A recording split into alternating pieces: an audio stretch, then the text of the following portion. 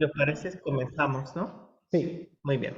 bueno, buenos días, buenas tardes a todos, depende de dónde estéis en el mundo. Mi nombre es Andrés Rodríguez, coordinador académico de ISORA Neurociencia, y hoy tengo el gran placer de invitaros y presentaros a quien va a dar esta charla de hoy, que es el doctor Hernán Cerna, que es el presidente de ISORA Neurociencia. Es un neurocientífico que lleva estudiando cómo funciona el cerebro y cómo podemos aplicar todo ese conocimiento de la ciencia para mejorar día a día el desarrollo y la vida de las personas. Quiero mencionar también, porque fue una grata sorpresa para nosotros, que el año que ya ha acabado, en 2022, él fue reconocido por la NCC como el mejor coach de 2021.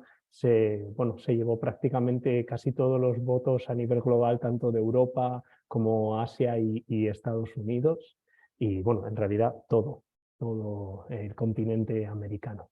Y nada, hoy le tenemos aquí en una de sus especialidades, nos va a compartir un poco todo el tema de las líneas del tiempo y las bases de la personalidad. Como no soy yo el experto, le doy ya paso a él para que comience a explicaros. Buenas tardes, Hernán, todo tú. Ok, muy buenas tardes. No sé si me podéis ver bien. Todo correcto.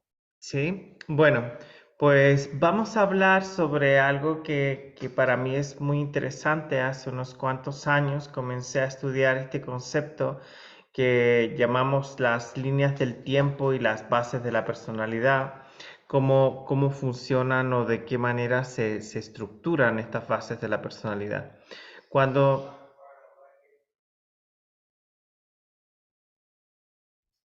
¿está todo ok? Ok. Y una de las cosas que comencé a observar o que aprendí fue que muchos de nosotros a veces pensamos, ¿y qué está ocurriendo? ¿Por qué procrastino? Tengo una idea, algo que me interesa hacer, pero finalmente no lo hago. Lo dejo para mañana, lo dejo para después, o sea, ¿por qué? Y hay cosas que no son tan importantes y me dedico a hacerlas. ¿Qué ocurre con nosotros en ese momento? ¿Qué está pasando a nivel de nuestro inconsciente? ¿O por qué algo para mí es tan relevante que realmente pues me despierto en mitad de la noche y sigo pensando en eso que a lo mejor pensé en la tarde? O yo creo que os habrá pasado a todos vosotros alguna vez que estáis pensando en el nombre de alguien, una cosa o una clave que teníais que ingresar, por ejemplo, no sé, a mí me pasa con las compañías aéreas que tengo tantas claves y tengo que entrar para comprar un billete de avión y se me olvida. Y a veces no tengo cerca donde la tenía registrada y no sé. Y horas después o por la noche me despierto y lo que tengo inmediatamente es esa información. ¿Por qué ocurre eso? Bueno, nuestro cerebro está haciendo siempre neuroconexiones y una de las cosas que a mí me sorprende y que me hace sentir muy feliz es que existe algo que se llama neurogénesis. ¿Y qué es esto de las neurogénesis? Pues son dos cosas, neuro, es decir, que tienen que ver con nuestro cerebro, y génesis con el inicio, con el comienzo. Hasta hace unos años pensábamos que las neuronas ya no seguían funcionando, que, no, que desaparecían o que terminaba un proceso después de los 20 años o cuando ocurría el proceso de maduración. Pero hoy la ciencia nos ha demostrado algo absolutamente distinto y nos dice que esa capacidad de seguir generando neurogénesis es la que nos permite aprender, desarrollar nuevas competencias, habilidades, disciplinas y una serie de otras estructuras. Y esto es muy interesante porque nos permite trazar nuestra vida de una manera distinta a la que habíamos venido desarrollando hasta ahora. Pero volviendo a lo que os estaba comentando en relación a las líneas del tiempo, ¿puedes pasarlo? Que yo no tengo control. Con relación a las líneas del tiempo, antes de esto, vamos a ver cuando éramos niños, nosotros implementamos una serie de mecanismos, pero os voy a contar de una de mis pasiones. Yo en los últimos años me he dedicado a trabajar con niños con necesidades educativas especiales, con autismo, con niños PAS, con niños altamente sensibles, que luego se transforman en adultos altamente sensibles, y con personas que tienen una serie de necesidades diferentes, como los empath o empáticos, o personas que perciben el mundo de una manera distinta. Y lo que me he dado cuenta es que trabajando con estas personas, especialmente con los niños, he tenido que desarrollar una serie de mecanismos para comunicarme diferente, para poder actuar con ellos y para poder acercarme a ellos de una manera distinta para que se genere esa empatía o esa conexión de una manera más próxima o más cercana. Y volviendo a este aspecto, una de las cosas que yo he ido viendo tiene que ver con un libro que yo leí hace unos cuantos años que escribió el doctor Alfredo Matís, que fue una de las personas que me impulsó a mirar un poco en esta dirección, que se llama 9 meses en el paraíso. Y 9 meses en el paraíso es en el que nosotros, casi todos, algunos salimos del paraíso antes, pasamos en el vientre de nuestra madre. En este momento donde estamos recibiendo una serie de input, de estímulos, de informaciones que se van conectando con nosotros desde antes de nacer. El oído, como bien sabéis, es el único sentido que funciona antes de nacer. Estamos escuchando y relacionándonos con el entorno y con toda esa información que nos están transmitiendo nuestros padres, especialmente nuestra madre, sus emociones, sus estados, sus sentimientos y todo lo que eso implica. Pero según lo que se describe hoy en la ciencia, el momento más estresante de nuestra vida no es un cambio de casa, que es uno de los momentos más estresantes, no es el momento en que, pues, por ejemplo, hay un duelo, que es una situación dolorosa, no es el momento en que a lo mejor rompemos una relación sentimental, sino que el momento más estresante de nuestra vida es el parto. El momento en que nacemos y salimos desde ese espacio de seguridad en el que nos encontrábamos protegidos, cuidados, sabiendo que estábamos ahí en un lugar tranquilo, a gusto, y de repente nos sacaron a un concierto de rock donde hacía mucho frío y tenemos un montón de estímulos y vivimos una serie de golpes dentro de nuestro estado emocional. Dentro de esos golpes se registran en esto que llamamos la línea del tiempo. Pero antes de eso, ya hablaré más adelante, tendremos algunos factores que van más allá incluso de la genética, que llamamos factores epigenéticos. Y hace unos días se estaba traduciendo desde el italiano al castellano en nuestra revista de neurociencia que se llama PNI Today, que los factores emocionales, estas marcas que quedan en el genoma, van a condicionar muchas de nuestras respuestas. Pero lo más fuerte o más interesante no es que solamente sea en estos meses que nosotros estamos escuchando, sino que se vienen registrando por nuestros padres, por nuestros abuelos, por nuestros bisabuelos. Es decir, que lo que dicen los estudios actualmente es que hasta 4 generaciones tenemos marcas dentro de nuestro genoma que van a actuar sobre la fase de nuestra personalidad y sobre todo lo que nosotros vamos a recibir y que vamos a ser influenciados por el medio. Vamos a recibir esos impactos y vamos a tener esas emociones que van a estar ahí generando una serie de cambios dentro de nosotros. Cuando yo comencé a estudiar esto de las líneas del tiempo hace ya unos 20 años atrás, hacíamos ejercicios en el suelo. Si alguien ha hecho algunos ejercicios con programación neurolingüística, también los verá en algunos libros.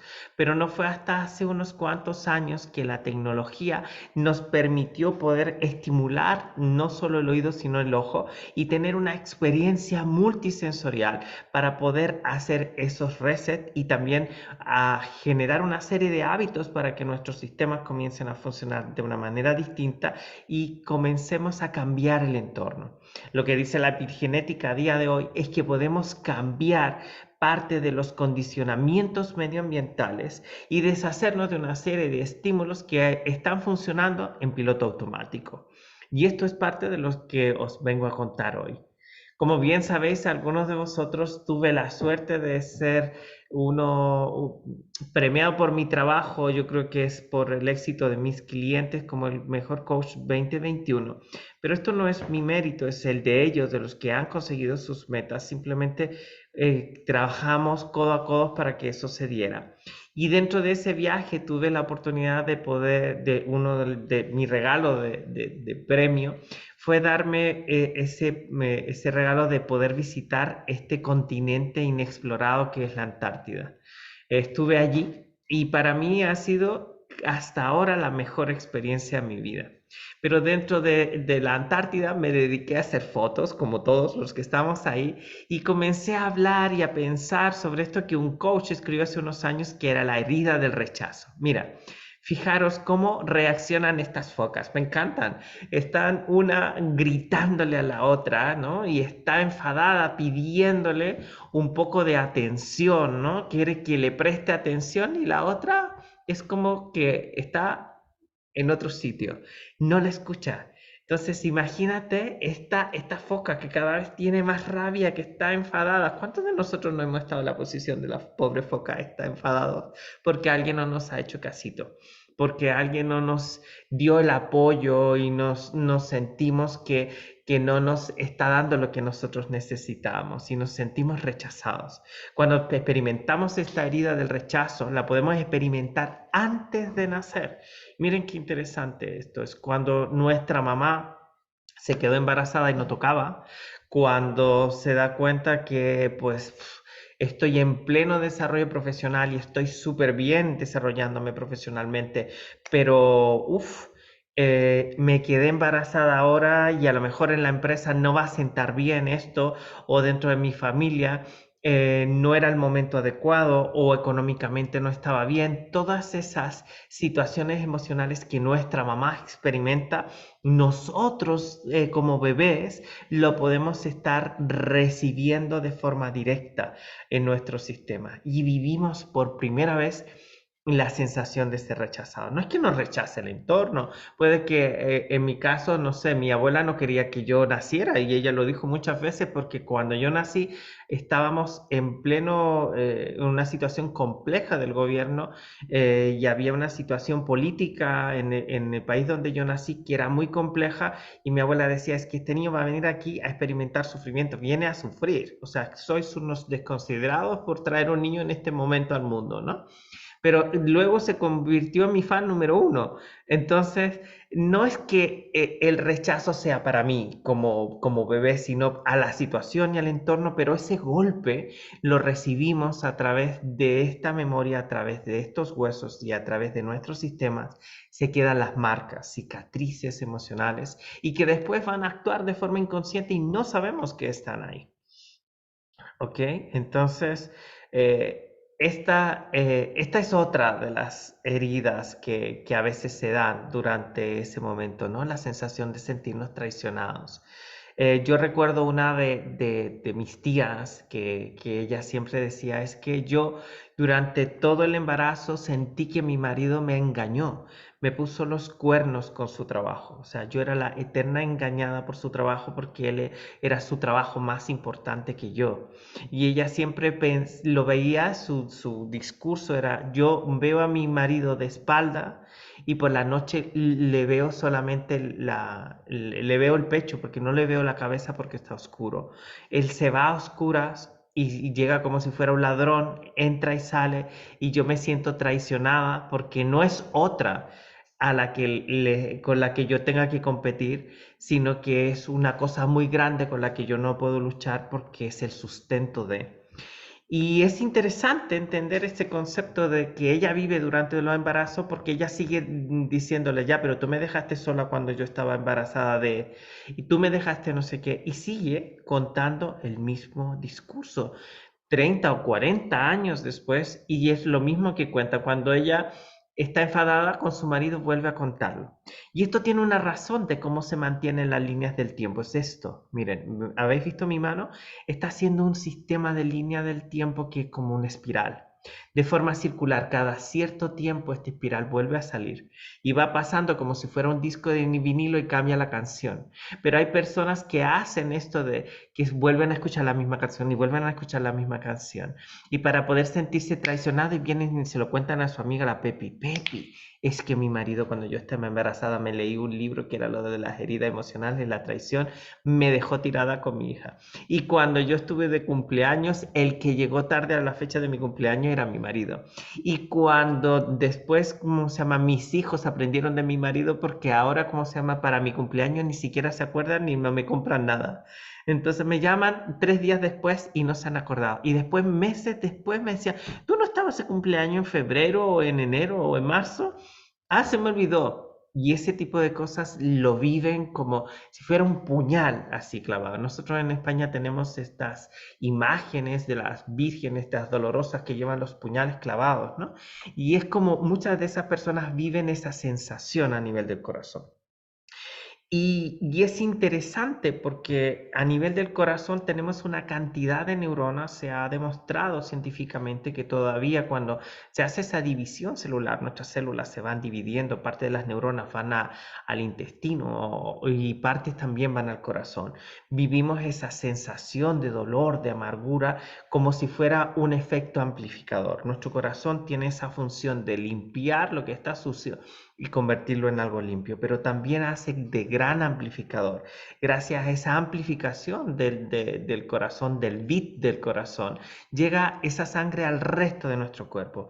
Pero si esa sangre está contaminada por una emoción que está llenándonos una y otra vez, estamos también contaminando el resto del cuerpo. Entonces, estas heridas emocionales no solo tienen un componente que nosotros podamos decir, ah, bueno, pues son heridas emocionales, yo resuelvo esto porque ya soy consciente de esto, sino que tenemos que analizar un poco cómo todo lo que hemos experimentado nos ha influido y nos sigue influyendo. Lo interesante de esto es que hay herramientas, hay fórmulas para poder tener la bendición, diría yo, de poder terminar con ese ciclo y poder ver las cosas de una manera diferente. Miren, miren qué interesante. Esta foto es un cementerio. Esta foto es en un cementerio y la saqué, aquí están las focas, ¿no? Estas focas humilladas, como la historia de este hombre que para mí fue un genio. Hay un libro que se llama Las 10 estrategias de liderazgo, 12, no sé, de Shackleton. Shackleton, justo en esos días que yo estaba en la Antártida, el día anterior a que yo sacara esa foto, llegaron los de National Geographic en el barco que yo no alcancé a coger porque no me daba tiempo a llegar a Buenos Aires. Y en ese barco, pues consiguieron descubrir el Endurance, un barco que estuvo durante mucho tiempo con este hombre que llegó a la Antártida, que perdió a su equipo en la expedición, que para muchos ha sido considerado un loco, que ha sido humillado por algunos porque si no es por una persona de la Armada chilena que les salva, habrían muerto él y toda su tripulación. Pero representó un ejemplo de liderazgo, de poder mantenerse ahí, de resiliencia en un momento difícil, a pesar de que todas las condiciones eran absolutamente contrarias a él, extremas, y fue capaz de cambiar lo que estaba ocurriendo en el contexto por tener una mentalidad clara. Y esta es una de las cuestiones importantes que yo reconozco en muchos de los que estáis aquí.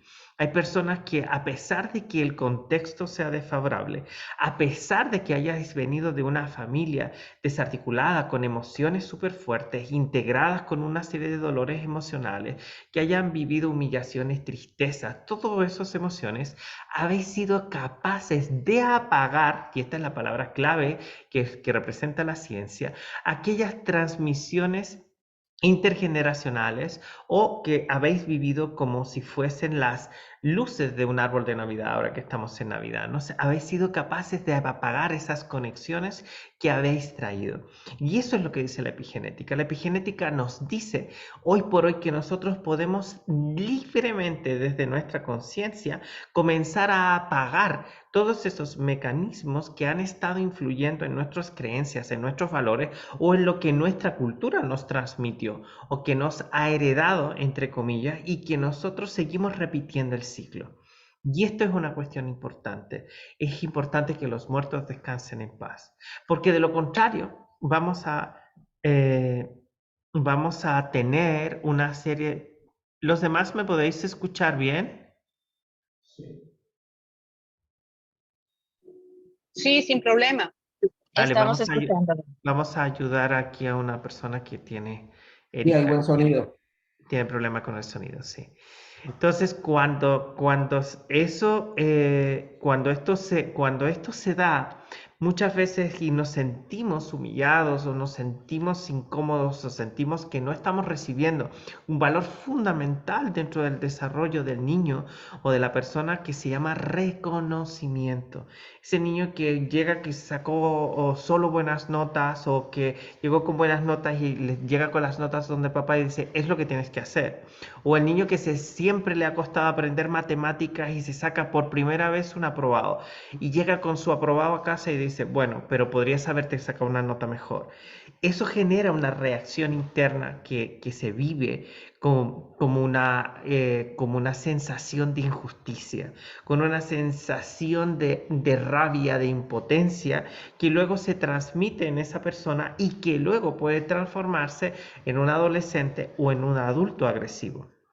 Entonces, am, creo que es interesante comprender que cuando nosotros estamos trabajando y estamos conociendo a otras personas, muchas veces sus reacciones no son respuestas. Y esta es la diferencia. Una reacción es la mezcla, como se diría en química, de un soluto con un solvente, ¿no? Genera una reacción.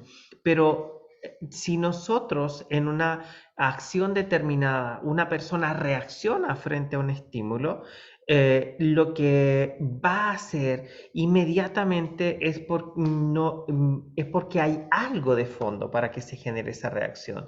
Tiene que haber un elemento concreto que genere esa reacción, si no, no se produciría.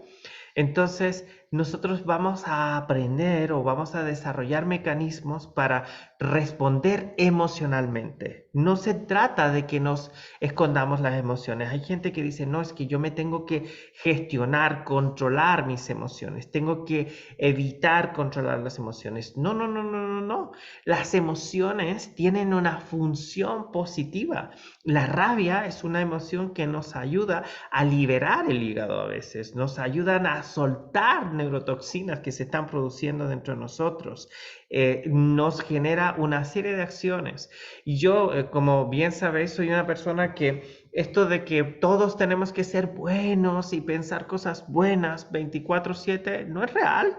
O sea, no es lógico. Nosotros tenemos diferentes emociones y las 6 emociones conocidas o desarrolladas hasta ahora, como el asco, que nos previene de algo que pueda estar en malas condiciones, tiene una función evolutiva, tiene una función de reacción. Cuando yo tengo rabia es cuando más cosas hago a veces. Cuando tengo rabia y alguien me suelta una bomba lacrimógena como una que me soltaron hace unos días, dije, guau, ¿qué me voy a poner a hacer ahora que necesite tanta energía como para empujar un camión y que pueda canalizar esa energía? Y lo encontré. O sea, esa rabia me sirva de impulso, no que me voy a yo a tapiar a mí mismo poniéndome una serie de ladrillos como los que tengo ahí atrás para poder yo seguir rumiando la rabia. No, no, no, no, no. Eso no me toca a mí. Ya lo experimenté, lo viví, he tenido la rabia y el tiempo se ha terminado. Vamos a continuar. Voy a usar esa fuerza, esa reacción química, todo eso que está produciendo mi sistema para ponerme en otro lugar, para situarme en una manera distinta, porque a veces es bueno que nos movamos en una dirección diferente a la que tengamos, pero usar esa rabia o esa energía como combustible necesario para movernos hacia adelante. Vemos que algo es injusto, que algo no es correcto, algo no se estaba dando.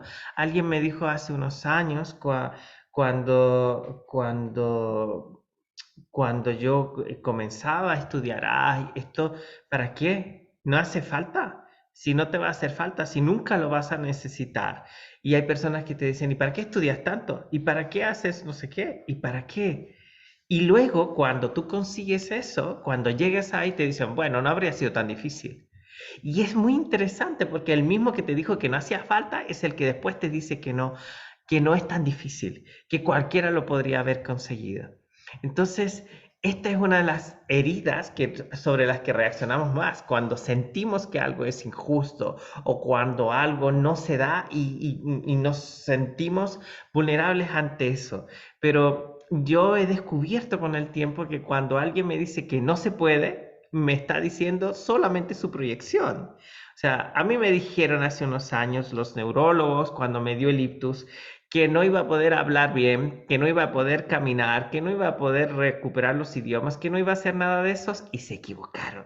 ¿Sabéis el placer que me da a mí poder ir a verlos y mostrarles todo lo que he hecho y todo lo que he logrado gracias a la rabia que me dio el hecho que me dijeran ese diagnóstico y que pensaran como pensaría una piedra que no hay neurogénesis y que no hay capacidad de seguir reinventándose gracias a todos esos que me dijeron que no? Eh, lo que yo he conseguido hacer es lograr investigar, investigar, investigar por todos aquellos que alguna vez les dijeron que no. Para todas esas mamás que les dicen, yo veo a mamás destrozadas porque les dicen, no, no, tu hijo es autista y ya no hay nada que hacer, nunca va a hablar, nunca va a poder hacer nada, no va a poder lograr nada con un niño pequeño y luego ese niño está hablando, ese niño está sonriendo, ese niño tiene contacto visual. ¿Por qué? Porque ese es el interesante punto de vista de quien se ha quedado detenido en esa visión. Y la ciencia es todo lo contrario. La ciencia nos invita a seguir explorando, a ir más allá y no quedarnos detenidos en el primer no que recibamos como respuesta. Así que, pues, esta es una de las heridas que muchos de nosotros nos quedamos con la opinión de los demás y que no merece la pena. Y esta, la del abandono. Wow, a veces nos sentimos solitos, nos sentimos abandonados, nos sentimos que no nos cuidan, que alguien no nos prestó atención, no nos dio todos los mimitos que necesitábamos y nos sentimos tristes porque los demás están por ahí y nosotros estamos solos. Y en realidad es mentira, porque a veces estamos esperando que nos acompañe esa persona en concreto. Pero tenemos otras tantas que pueden estar a nuestro alrededor para darnos cariño. Yo recuerdo a alguien que me dijo hace un tiempo, es que yo necesité durante toda la vida tener una mamá o un papá, en este caso era una mamá, que mi mamá me quisiera, que mi mamá me acompañara, que mi mamá me felicitara, que mi mamá me llevara a la escuela, que mi mamá, mi mamá. Y claro, tenía a mi tía, que mi tía me llevaba, que mi tía me acompañaba, que mi tía me hacía, que mi tía me regalaba, que mi tía. Y yo digo, bueno, entonces, ¿de qué te quejas si ahí tienes a tu mamá? Y ahí es donde tenemos que empezar a entender que a veces solo tenemos o bancos de espermas o incubadoras. Y esos bancos de espermas que a los que les llamamos papá fueron bancos de esperma, no cumplieron con la función de padre. Fueron los donantes. Y puede que suene feo, pero este es mi punto de vista interesante. Y las mamás, algunas fueron solamente incubadoras, hicieron el trabajo de. Cuando yo veo a una madre, y voy a citar a una persona que para mí es loable su trabajo como mamá de unos hijos que no fueron los que salieron de ella, ver a una mujer que es capaz de adoptar a unos hijos que no fueron hijos de su vientre, pero son sus hijos del alma o del corazón, y es capaz de amarlos tan intensamente y logra conseguir actuar y estar en ese lugar que le correspondía a la incubadora o que le correspondía al padre X o Y y que logra que esos seres humanos se conviertan en grandes personas sin esa carencia, sin esas heridas, sin esa sensación de abandono. Y eso es a lo que yo invito a las personas, a que encontremos esos referentes, no importa que tengamos 30, 40, 80 años en nuestra vida, encontremos a esos referentes que nos puedan ayudar a conseguir conectar con ese apego seguro, volvernos a sentir en ese espacio donde podemos volver a casa, donde nos podemos volver a encontrar con nosotros mismos, donde nos podamos sentir vulnerables, pero saber que podamos estar protegidos. Y esta es una de las formas que podemos empezar a sanar las heridas. Así yo ahí estaba en la Antártida con todo esto y cuando veía que venía un pingüino y adoptaba, se quedaba sin sus huevos o los perdía y encontraba a otro pingüino y los adoptaba, pingüinos pequeñitos, porque la madre pues, se perdió por diferentes razones. Pero lo más gracioso de esto fue lo que pasó conmigo. Yo estaba ahí y me sacaron alguna foto, no sé si está aquí. Y fue muy divertido porque yo me senté, estaba meditando como muy tranquilo, como muy en paz, y empezaron los pingüinos a estar como todos como a mi alrededor y vino uno más grande, o una, no sé qué sería, pero se acercó mucho y me quiso dar de comer. Imagínense, me quiso dar de comer, me trajo y me escupió, bueno, me regurgitó encima unos peces. Me dijeron los animalistas, los que estaban ahí, que no me moviera, que me mantuviera quieto eh, para poder recibir eso, ¿no? Y fue un regalo precioso porque era como que la naturaleza me recordaba una vez más que jamás estoy solo y que hay personas, hay seres, animales en este caso, que están ahí para sintonizar con nosotros, para transmitirnos eso bonito, ¿no? Eso bello y poder conectar con ese apego seguro.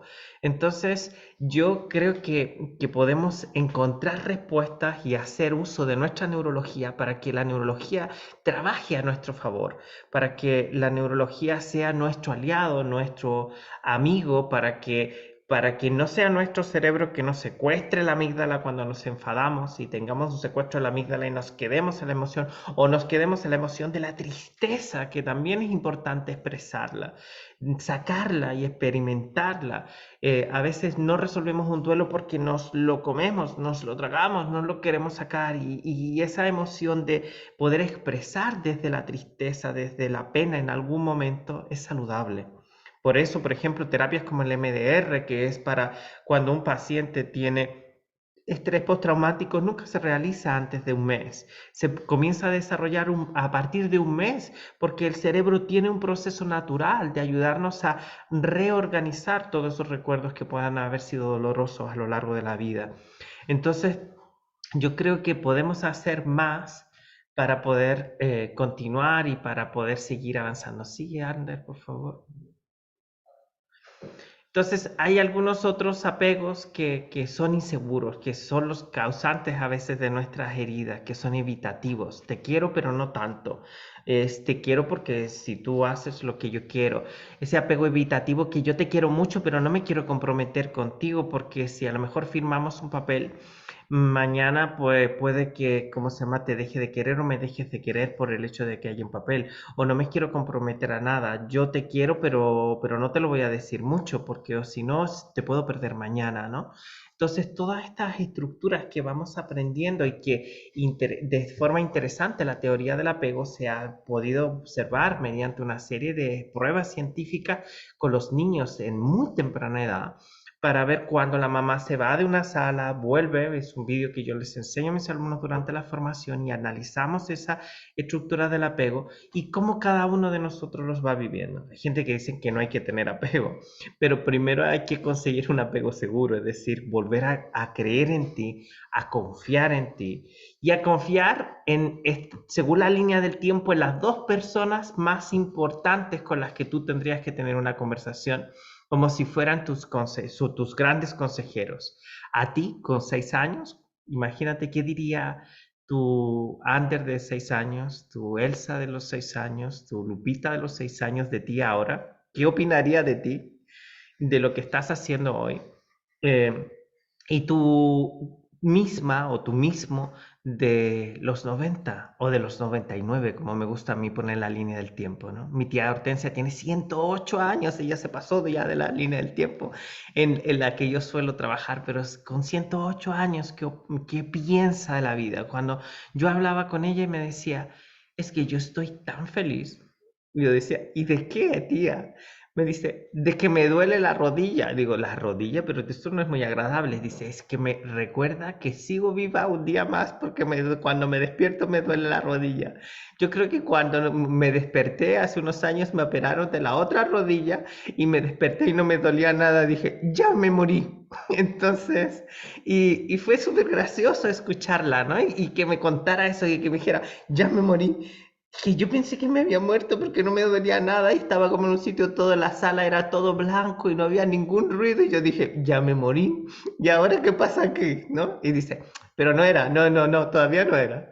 Entonces dice, yo prefiero tener algunos dolorcitos y algunas cosas porque me recuerdan que estoy viva y que tengo otras cosas para hacer y tengo algo que leer, a alguien a quien llamar, a alguna amiga a quien felicitar, algo de que reírme hoy. Entonces, cada día tengo una hoja nueva que escribir dentro de este diario que lleva 108 años. Y para mí fue como, wow, o sea, un gran regalo de descubrir que eso es posible.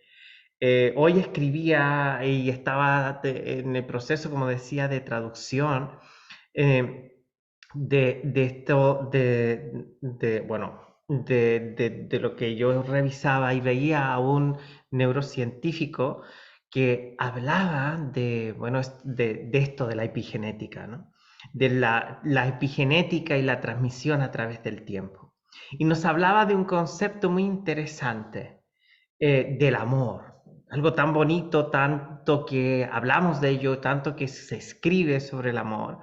Y en esta transmisión epigenética, en estas relaciones de cómo se va construyendo nuestra vida, él decía que nosotros a la gente la queremos y querer es circunstancial. Yo te puedo querer hoy.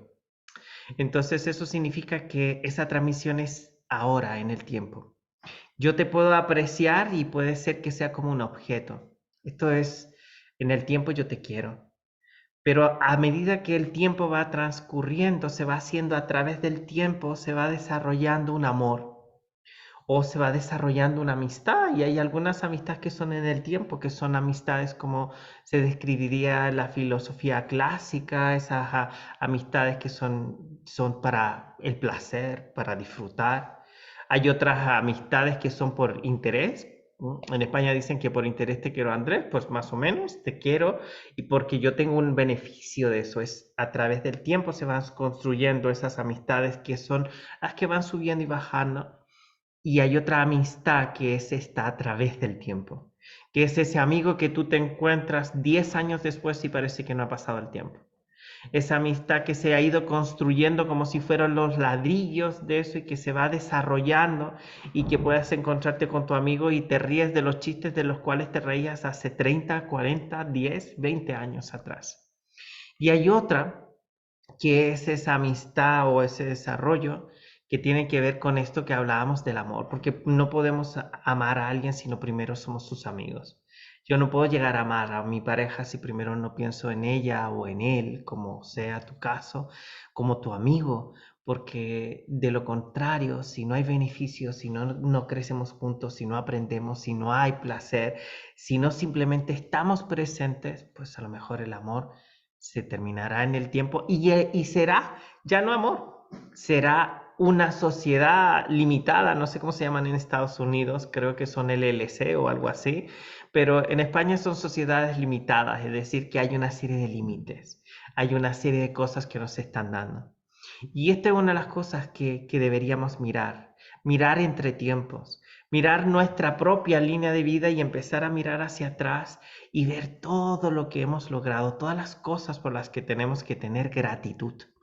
Porque muchas veces no recibimos grandes cosas o no nos abrimos a grandes experiencias que pueden ser maravillosas en nuestra vida porque tenemos el miedo del reconocimiento. Es demasiado para mí, es mucho por tradiciones, por cultura, por creencias, o esto es demasiado terrible y nos olvidamos de mirar entre tiempos, nos olvidamos de ver cuándo luchamos para conseguir algo, cuándo trabajamos tanto para poder estar aquí, para poder llegar hasta ese lugar. Como mis alumnos, algunos de vosotros que hicieron un máster que decían, este máster es terrible, vamos a tener que estudiar mucho, vamos a tener que hacer muchas cosas y luego lo hicieron y parece que lo hicieron ayer y que fue sencillo, pero es mirar hacia atrás y compararte contigo mismo, compararte con todo eso que has logrado. Deja de compararte con otras personas, de mirar hacia el lado.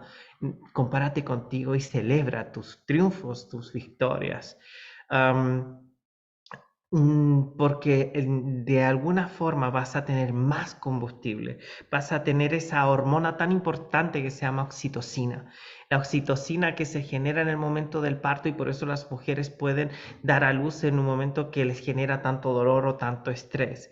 Esa hormona que se genera con un abrazo. Hay unos científicos que hablan de que deberíamos recibir unos 8 abrazos al día para poder tener un nivel de oxitocina adecuado que nos transporte a la felicidad. No lo digo muy alto porque a Ander le encanta que le den abrazo y luego va a empezar a pedir los 8 abrazos o a nosotros o los que estamos alrededor. Pero la oxitocina es algo que nos da placer, que nos hace sentir bien. Pero hay gente que, cuando le ofrecemos un abrazo, no está dispuesta a recibirlo. Le genera molestias, incomodidades. Es decir, que ahí hay alguna herida que necesitamos resolver, que necesitamos cambiar, que necesitamos hacer que nuestros mecanismos de recompensa empiecen a funcionar distintos para reducir el estrés y posiblemente la agresividad. Entonces, bueno, eh, puedes continuar. Eh, aquí hay algunos de los que estuvieron conmigo esta es mi casa. Estuvieron aquí en mi casa algunos de mis alumnos, algunos los reconoceréis ahí. Esto era en el mes de diciembre.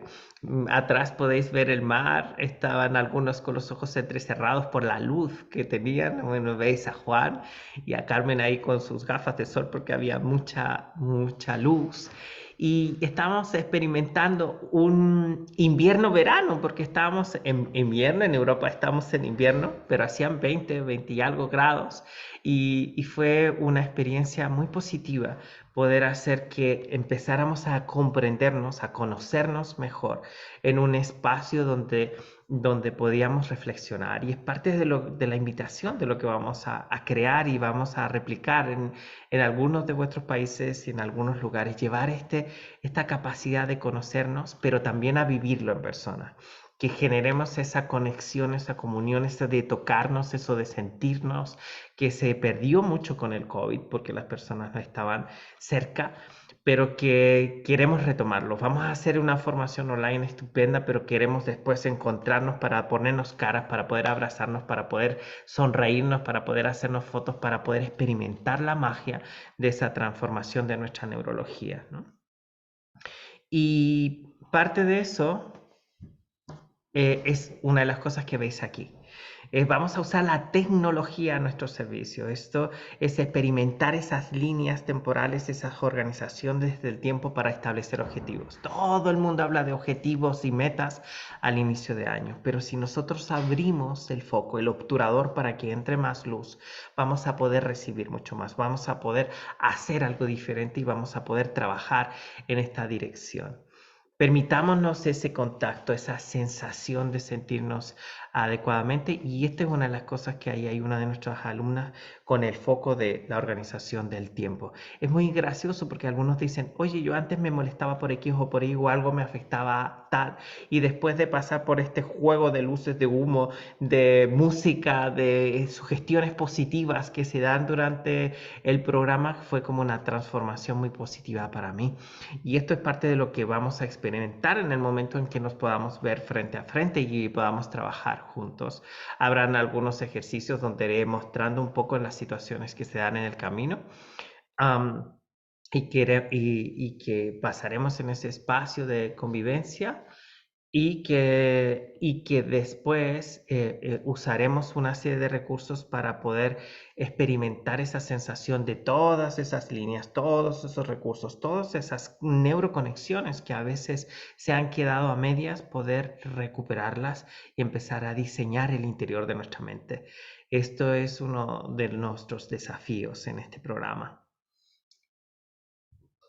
Y bueno, pues nada, tenemos aquí los datos de España, pero también están pues allí una serie de personas, Elsa y Juan, Silvia, y estamos aquí en Emisora Neurociencia. Bueno, a Ander, que ya le conocéis. Tienes la otra, que lo habéis visto aquí, que hoy se ha ido a la peluquería solo para que le vierais guapo y que dice que cuando uno va a recibir visita tiene que recibir a las visitas en buenas condiciones, así que creo que eso está muy bien. Así que bueno, yo ahora respondo preguntas, pero básicamente vamos a hablar no solo de eso, cómo gestionar el tiempo, las personas arábicas que somos los que vivimos en el tiempo y nos olvidamos del tiempo, llegamos tarde, no nos organizamos bien, cómo poder gestionar eso, los que tienen las líneas del tiempo organizadas y estructurados, que son como todos paquetitos de información y cómo podemos sacarles partido a eso. Y también especialmente lo que me gusta jugar y hacer es la línea asiática, la línea asiática donde el pasado está atrás y el presente está construido desde nuestra cadera hacia arriba como si fuéramos un árbol. Pero este árbol en el presente y futuro está lleno de recursos y el pasado es lo que nos sostiene. Los aprendizajes, las experiencias, esa capacidad de ser resiliente y de mantener un eje con nuestras emociones, siendo respetuosos con nuestros propios valores. Vamos a integrar ese trabajo de valores que he venido desarrollando los últimos 18 años y los últimos 10 junto a mi amigo Álvaro Capitán para poder compartir con vosotros estas experiencias y hablaremos de ciencia, de emociones, de neurología y de todo esto que me apasiona y también de experiencias vividas para poder hacer que nuestra vida sea una obra de arte y no solamente un cuadrito que compremos por ahí y que no está bien hecho. Yo animo a la gente a que piense en grande, a que quiera algo más y a que busque algo más, porque si tu cerebro tiene un desafío, va a buscar una forma de llegar ahí. Así que, nada, solo creo que, bueno, pues escucho comentarios, preguntas, porque a mí me gusta hablar mucho y a mí se me pasa el tiempo, así que gracias por